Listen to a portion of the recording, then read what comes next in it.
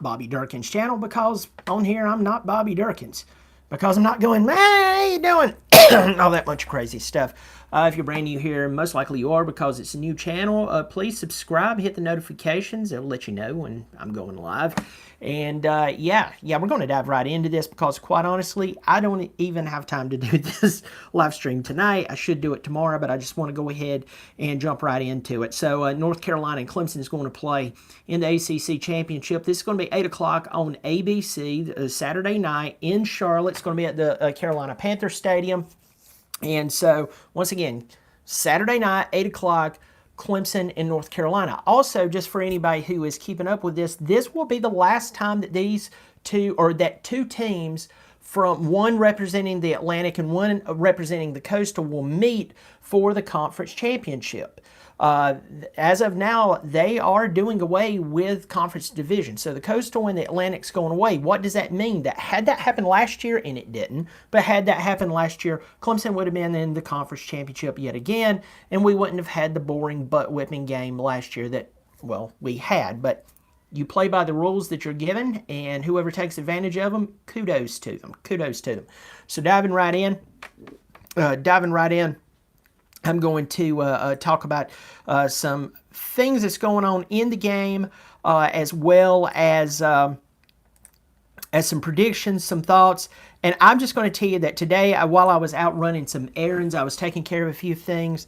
I can promise you, I was listening to some people that I actually respect. I respect their word when it comes to football. I listen to some fantastic YouTube videos, people who are just, I mean, they're really good at what they do. Let's just be honest with it. It was really interesting to listen to some of these people talk. Though Clemson is a 7.5 point favorite, remember they were a 14.5 point favorite over South Carolina. Who would have ever thought that Clemson would come in and turn over the ball as much as they did? Who would have thought that, once again, not knocking Antonio Williams, but we saw him let punts bounce all the way back to inside the 5-yard line. That happened at least twice. That was a big deal with an offense that's already struggling, obviously not on the rushing side. The rushing side, South Carolina fans has told me over and over, people's left comments here. They've left comments on Bobby Durkin's channel. People who's reached out to me personally talked about it. We could not be stopped when it was running, and when we were running the ball, and Carolina fans was going, we are happy, absolutely happy that y'all stopped running the ball, because quite honestly, we couldn't stop it. So let's talk about Saturday night, and what I was going to say, and I'm kind of jumbled everywhere. You can tell I'm in a hurry. But I listened to some really brilliant minds today, people I have a lot of respect for, and can I tell you the summation of what I received from them? They have absolutely no clue who's going to win this game. Why? Well, Clemson looks disarrayed. Yes, they may have their 10 wins. They may be 8-0 in the conference. They may be number 9 in the country, which I think that the voters were being very, very kind with keeping them somehow inside the top 10. I would have not been shocked had Clemson dropped somewhere around 18 or 19. I know it was a 1-point loss, but the way that they lost it, the way they carried themselves in the game, the lack of discipline, the miscombobulation, especially on the offensive side, did not even look like a top 15 team. It looked like a top 20 team, and that's being kind. North Carolina 2 weeks ago was one of the hottest teams in the country. Their only loss was to Notre Dame. Drake May, I mean, this kid is just playing. I mean, man, he is balling. He looks like something else. He's thrown 440 passes, completed 298 of them for 3,847 yards. So listen to me before I even tell you his touchdown count. Out of 440 passes being thrown, he's only thrown 5 interceptions. That is something else, y'all. That is incredible. And this kid's, what, a freshman, sophomore, something like that?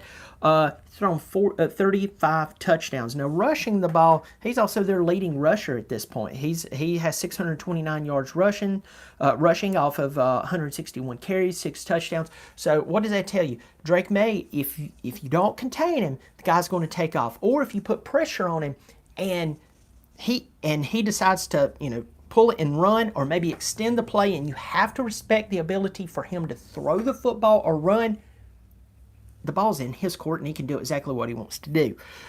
Also, Josh Downs. Josh Downs is one of the best wide receivers in the ACC. 83 receptions, 929 yards, and 11 touchdowns. Now, Clemson, once again, I said they're a 7.5-point favorite. Of course, the game is in North Carolina at Charlotte. But I want to tell you, anybody who doesn't know this, you should know this. Clemson travels very well. Clemson always travels well. So if this game was in Tampa right now, Clemson would travel well to Tampa. If it was in Louisiana for some reason, I know there's no attachment to the ACC there, they would travel well. If you put this game in New York, if you put it in California, Clemson would travel well, even with everything going on. With that said, again, nobody really knows. I have followed my Tigers for many, many years. I'm not someone who just sits down and just can just X's and O it out. At the same time, I've heard a lot of people discredit themselves. It's like, well, if you sat down and talked to the coaches and you know, they would tell you the reason why they do what they do. And this is what I always say to that. You always have to have strategy. You always have to have a system. When the strategy and the system does not support the goal of winning, you have to go back to the drawing board. Dwight Eisenhower said this. He made this comment. It was amazing.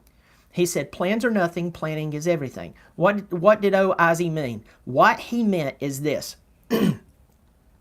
You can sit down and you can make your plan. You can put a lot of research into it, and you should. But the moment that you say, here's the plan, you walk away from it, you just say, implement it, and it doesn't yield you what the initial reason, the initial goal that you set out the plan, it's nothing. Planning, you're consistently coming back to the drawing board saying, okay, it didn't work. It didn't work. All right, does that mean we need to scrap the whole thing? No, we need to troubleshoot what is wrong. I take you to math. I know math is, a lot of people doesn't like math, but let's just take a simple approach here. You remember squares and roots and to the fourth power and so on. Those are teeny tiny numbers that makes regular numbers massive, but they're small. My point in all of this is there's a lot of variables that's going on. Now, in my videos this week, I have been very, very blunt about my unhappiness with Clemson football. But I will tell you this. If Dabo Swinney gets back to the way that he was running things, taking the advice that he's taken from other people in the past, putting the best players on the field, and putting the best coaches in the right position, let me tell you this. Swinney will be murdering people yet again like he used to. I'm not going to throw all of this on Streeter. I'm not going to throw all of this on all the coaches.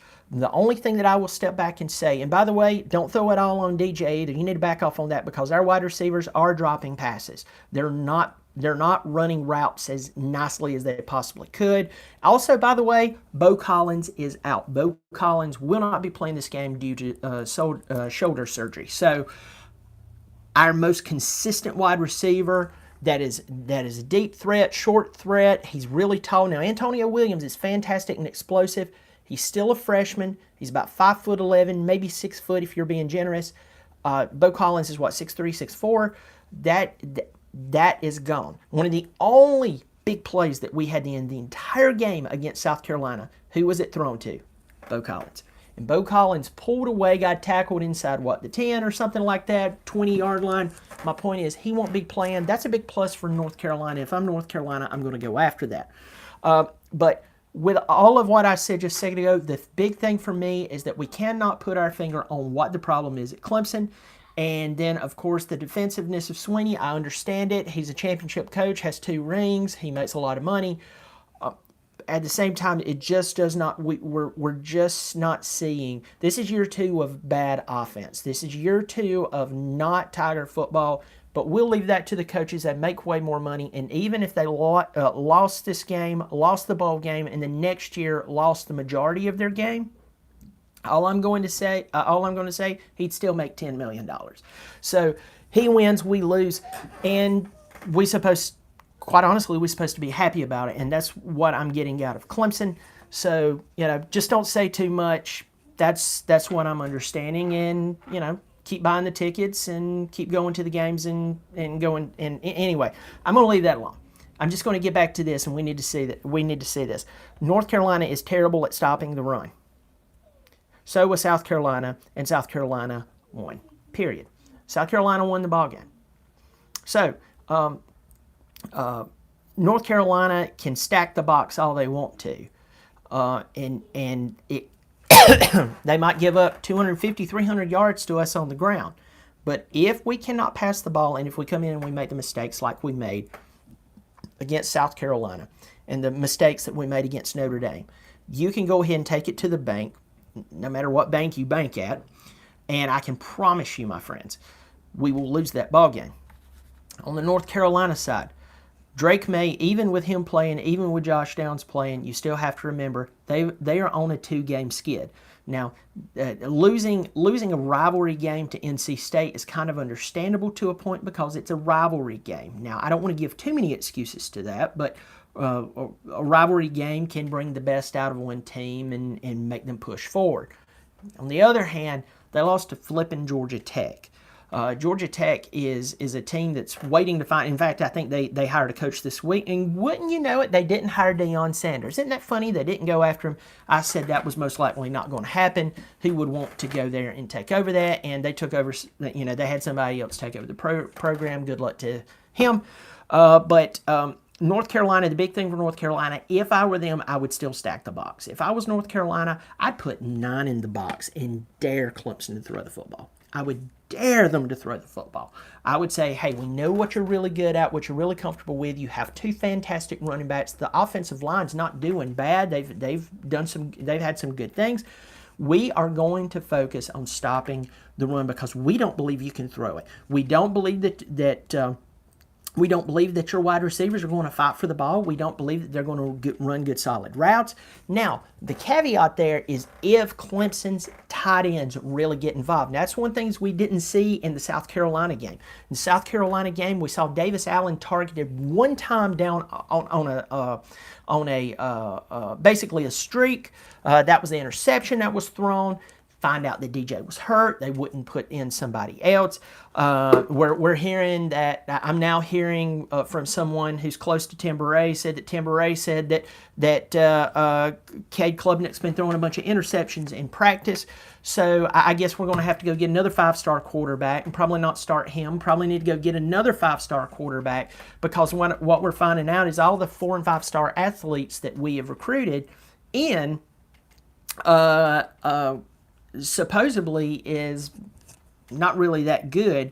And so what that would say to us is that either we don't know how to recruit and we're recruiting the wrong 4- and 5-star wide receivers, or it goes back to preparation, and preparation is up to the offensive coaches in their respective positions. But I'll leave it at that. I've already ranted about that, and it's not going to change. I can just go ahead and tell you that. What I believe it is poor preparation. I mean, if you have 1 or 2 5-star athletes who comes out and they just really don't pan out, that's one thing. But I'm going to tell you, when you start having multiple players, 4- and 5-star players, even good 3-star players, and they're not panning out, folks, by the law of numbers, we know that's, I mean, you would have to have the worst luck in the world.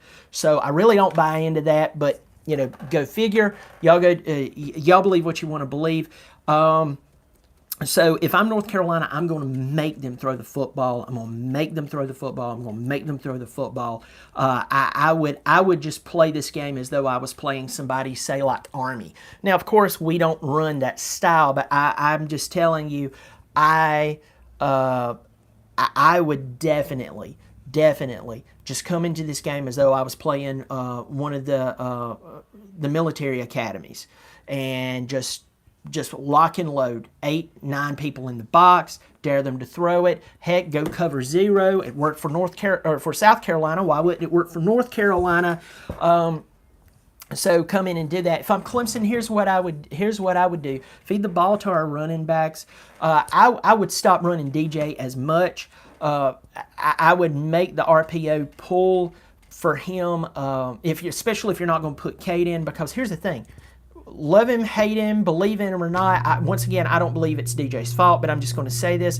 Once again, DJ was hurt, and they still didn't replace him just to get his bearings about him. Maybe just throw a wrinkle in, because for some reason they're saying Cade's not the man, and I'm just telling you, that's a head scratcher for me. I'm at the 15-minute mark. I'm gonna have to leave here in just a few, so I'm just gonna draw it to a close. I believe for us to get an accurate, or as close to accurate as we possibly could prediction for this game, we might as well. It's kind of like during those basketball, the March Madness tournaments, where an office full of people, they'll do the whole March Madness thing. And the person who wins it is not someone who eats, sleeps, breathes college football. It's the Secretary Vidalia at the front who just picks based on, oh, I've been to Idaho before. I think they're going to win it. And she picks it right. Why? You know, and then her great-grandmother died in Nebraska. Well, she picks Nebraska and got it right. And then she just looks and she says, you know, I've always liked the colors of this team. And she wins it. She wins it. She just blows it out of the park. So my point is, we would be about I mean, you're going to get about as good of an effort or idea, of who's going to win this game by just giving the game over to Vidalia, to steal a joke from Lewis Black many years ago, talking about how meteorologists, in his opinion, were useless. If we just took chimpanzees and let them throw, you know, sunshine, rain, whatever, at this mesh wall and let it hit, and wherever it landed, if it was wrong, you could say, well, a chimpanzee picked it. Where I'm at with both of these teams, I really don't know who's going to win this ball game. And normally I try. I'm going to tell you this. I'm not even going to try on this one. I think that this game, I mean, you look at a Mac Brown team that's on a 2-game skid. They have an incredible quarterback. They have an incredible wide receiver, but there's other things that's missing. And then you have a Clemson team that is full of NFL talent who's going to play on Sundays very, very, very soon. In fact, some of them next year. But for some reason, together at Clemson on both sides of the ball, they just can't do it. Now, I'm not taking a bunch of shots at the defense, but the defense really did give up a lot, especially really the secondary. But I'm just telling you, there was it was just, God help me, really God help me. So I don't know who's going to win it.